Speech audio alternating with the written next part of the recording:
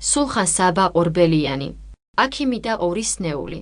ტექსტი ნათარგმნია ხელოვნური ინტელექტის მიერ. ერთი სახელოვან, მოწყალე და ძლიერ მეფეს ერთი ექიმი ჰყავდა, რომელსაც უკურნებელი სენი მოურჩენელი არ დარჩებოდა. მეფის ორი დიდებული დასნეულდა სასტიკი სენით.